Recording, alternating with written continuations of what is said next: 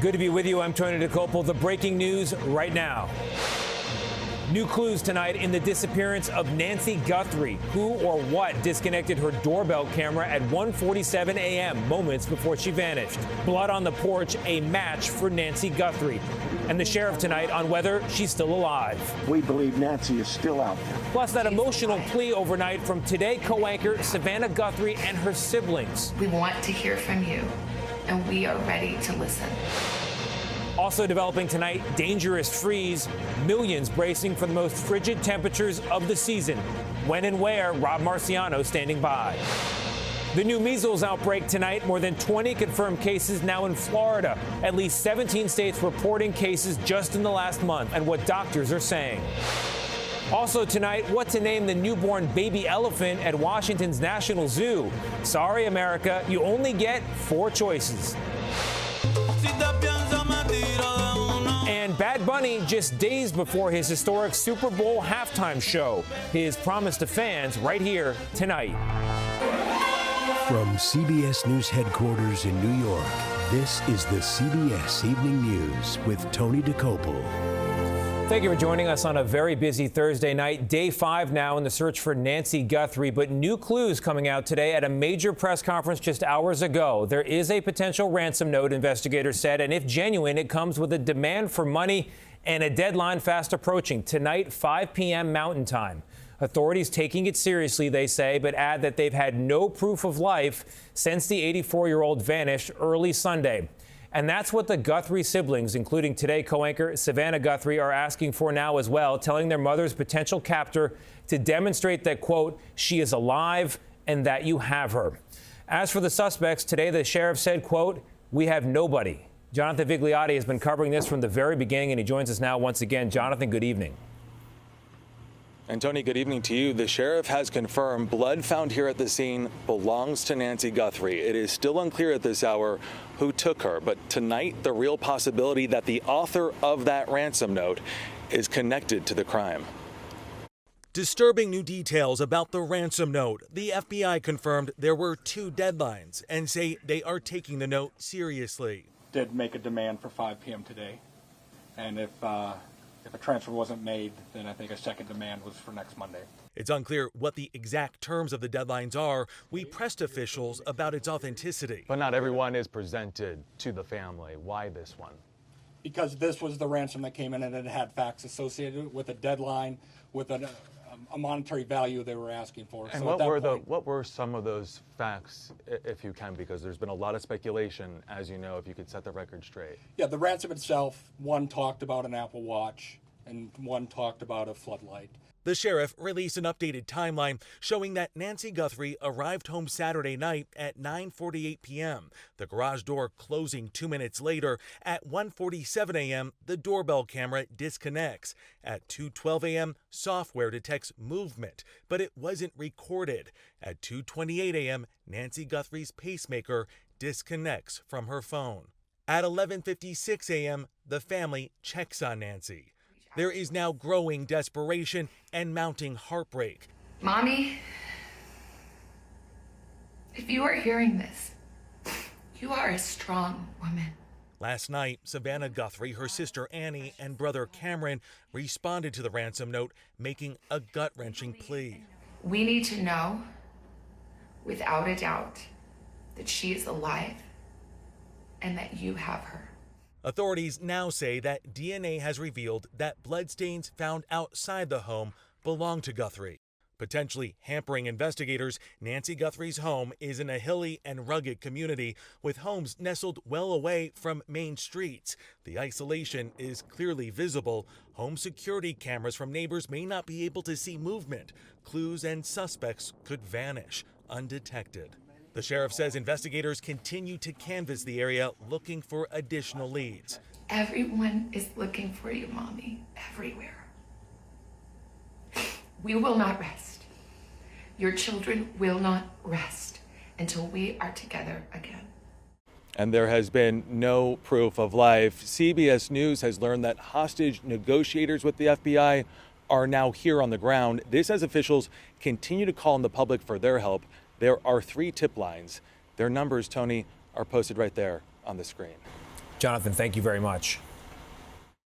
We're joined now by former FBI agent Catherine Schweit, who remarkably has experience on similar kidnapping cases and can help us with some insight into what we learned today. Kate, thank you very much for joining us right now. This first bit of information that I found remarkable was in the potential ransom note. There are two deadlines, one for later tonight, another for Monday if tonight's is not met. What do you make of that? You know, it could be something as simple as just deadlines on and limits on accounts, cryptocurrency or, you know, funds being moved. There might be limits, or there might be concerns that if this amount is transferred or somebody might not have the ability to move that amount. It might be coming from different accounts. So I think we don't know for sure because this is an unusual request. It is an unusual request, and it's such an unusual case because it was clear today at the press conference that authorities don't feel they have proof of life. And then in the emotional video from the Guthrie family, they were asking the potential abductor to demonstrate that they have their mom and that she is okay. How does this normally work? Is it unusual for this to be so vague? It is, and that's part of the struggle, right? You're working with a one-way communication here, and the family needs proof of life. They need to know that this person is still alive because there are people who will commit fraud and simply ask for money, and then you transfer money to someplace, and it goes and that person disappears, and you have nothing, no indication that you have your person yet. So you need to know that you're really dealing with a person who has her and is willing to bring her home. Kate, we also learned today a better sense of the timeline early Sunday morning. There's a moment when the doorbell camera is disconnected, another moment when apparently somebody might have been there at the door. That's not confirmed. What do you make of that? Is there any lead there and anything that gives you hope that this could come to a peaceful resolution? Yes, the timeline helps us to see, it helps law enforcement to match things. They might have information about a car that drove by. That timeline on the Ring camera disappearing might be relevant, right? That's how you connect those things together. And as far as hopefulness, let me tell you, I will say that the case that I worked maybe 23 years ago this very week, we had an 88-year-old woman who was kidnapped from her home in the middle of the night. And 5 days later, she was returned home to her family, healthy and alive. We are hoping for that result here as well. Kate, thank you very much.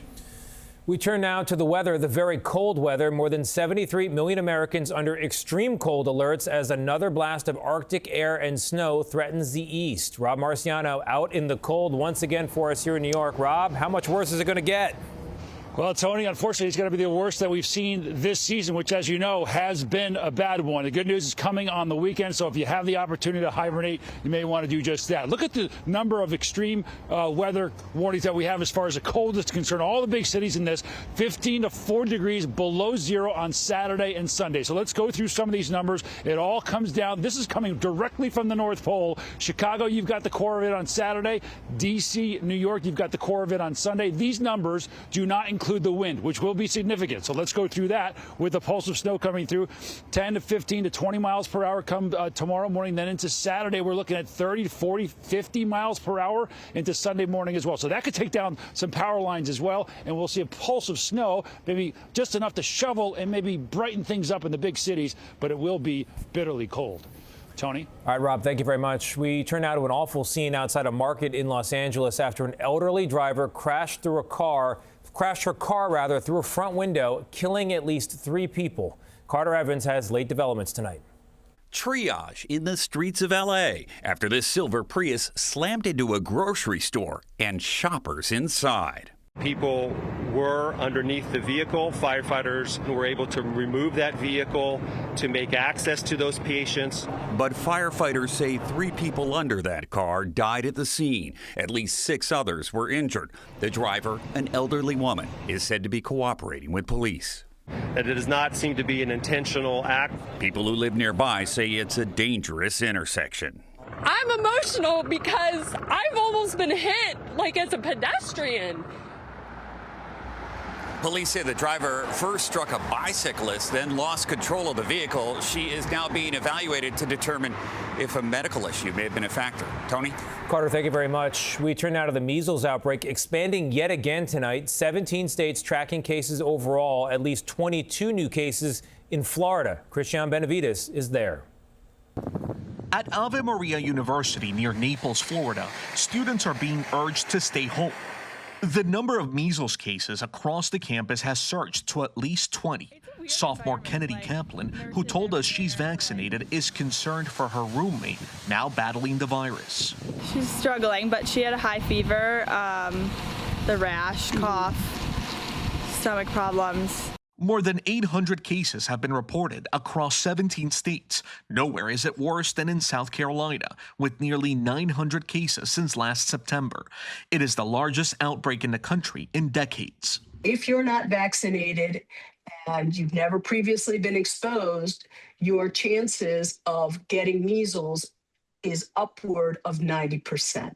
Vaccination rates have fallen to their lowest levels in the past 5 years, below 95%, the level of protection provided by herd immunity. We don't always hear about this happening at a college. What does this tell you? And it's a reflection of a lot of misinformation about the seriousness of measles and a huge misconception about risks from the vaccine, which is a very safe and effective vaccine.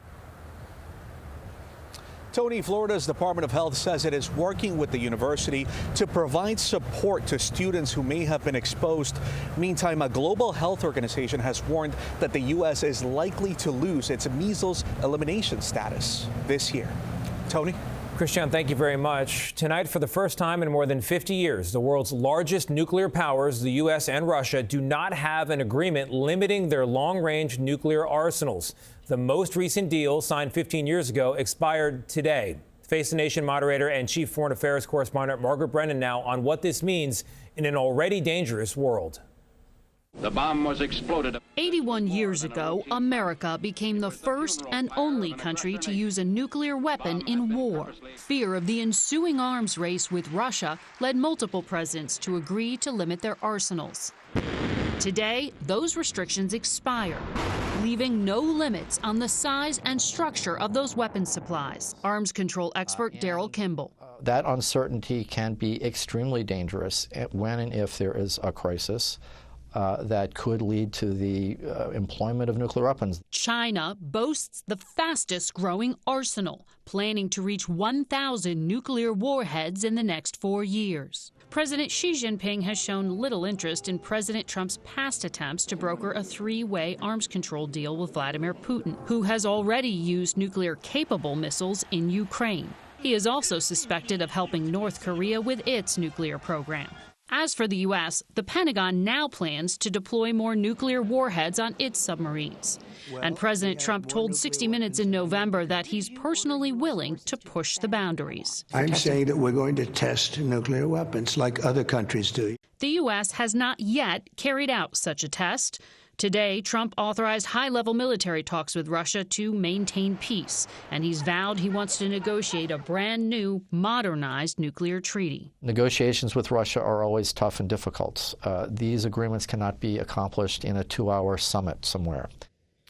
And Tony, while restrictions on the nuclear-armed superpowers may be off, tomorrow, President Trump's envoy Steve Witkoff will try to talk Iran's top diplomat out of any nuclear ambition or ballistic missiles. Trump had said that the U.S. destroyed Iran's program 8 months ago, but now he believes Iran might be trying to restart it. Margaret, thank you very much. Still ahead on the CBS Evening News, Lindsey Vonn with a ruptured ACL still tuning up for an Olympic comeback. How is this even possible? What her teammates are saying tonight. And Bad Bunny's advice to non-Spanish speakers ahead of the Super Bowl halftime show. Stay with us.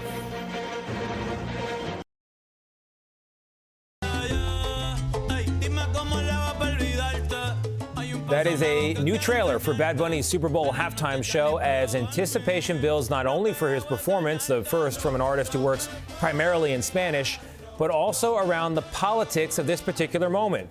President Trump has called Bad Bunny a terrible choice, while at the Grammys, the performer blasted Trump's immigration crackdown. And NFL Commissioner Roger Goodell is playing mediator. He said this week he expects the halftime show to, quote, unite people. Well, today we heard from the artist himself on how he's preparing. I'm just working out, trying to eat healthy. I'm not even playing that much dominoes, and that is killing me, bro. And As for the performance itself, he promised to, quote, bring a lot of my culture, and said that non-Spanish speakers shouldn't worry about anything except for dancing. Now to the Winter Olympics. The opening ceremony isn't until tomorrow in Milan, Italy, but the games are already underway. The U.S. women's hockey team off to a strong start, defeating the Czech Republic 5-1 as Vice President J.D. Vance looked on. But all eyes are on skiing legend Lindsey Vonn and those injured knees. Seth Doan now with an update.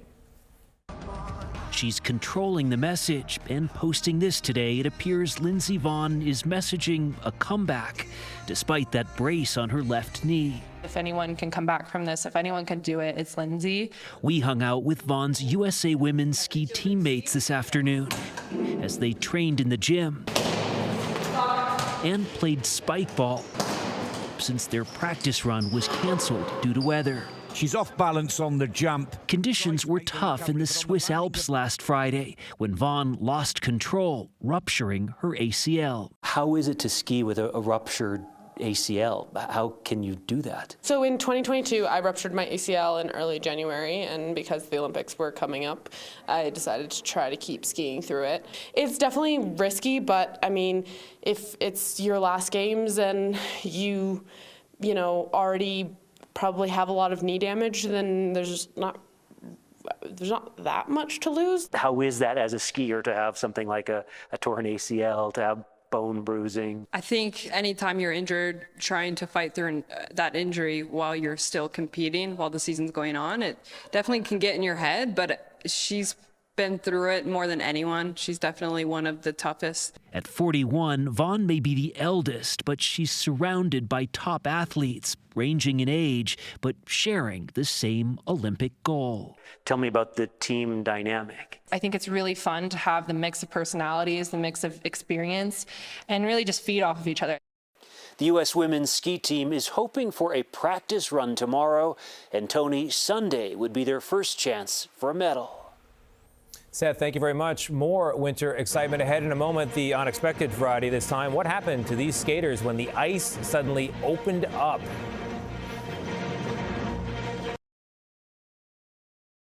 On Lake Champlain between New York and Vermont, 5 skaters found themselves suddenly stranded on a piece of drifting ice Tuesday. One person who's been skating this lake since he was 6 said he's never seen anything like it. The good news is the U.S. Coast Guard does not take winters off. They responded and got everyone back safely.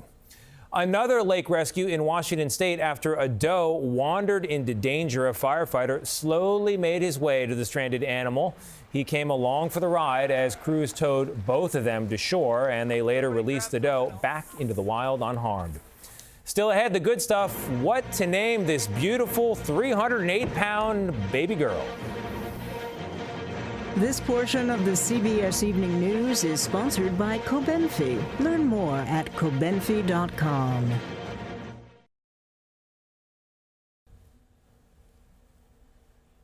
We are back with the good stuff tonight. A major milestone at the National Zoo in Washington, and a reminder that you just can't trust people on the internet to pick a name for something. The happy news is this: the National Zoo has welcomed a new baby elephant, the first there in 25 years, described as alert and bright-eyed, weighing in at 308 pounds at birth. For the next month, she'll be out of public view, bonding with mom, which is where you come in. Fans can now vote to name the new elephant on the zoo's website. But we all know how this sort of thing has gone in the past. When Greenpeace asked for help naming an endangered whale in 2007, Mr. Splashy Pants is what the public chose. Then we got Bodie McBoatface in 2016 when the United Kingdom asked the public to vote on names for our research vessel of all things. That inspired the Australian racehorse named, yes, Horsey McHorseface. So, lessons have been learned, and the National Zoo is asking for the public's help naming this beautiful new elephant. But you only get to choose between 4 options the zoo has already approved. The zoo is apparently not interested in your suggestion for Trunky McTrunkface. But you know what? I actually am. So if you've got ideas, go ahead and put them in the online comment section. We will read them. I might declare a winner. The deadline for the real names, by the way, next Friday. That's another day in America. I'm Tony DeCopel. We will see you right back here tomorrow night. Thank you for joining us. Good night.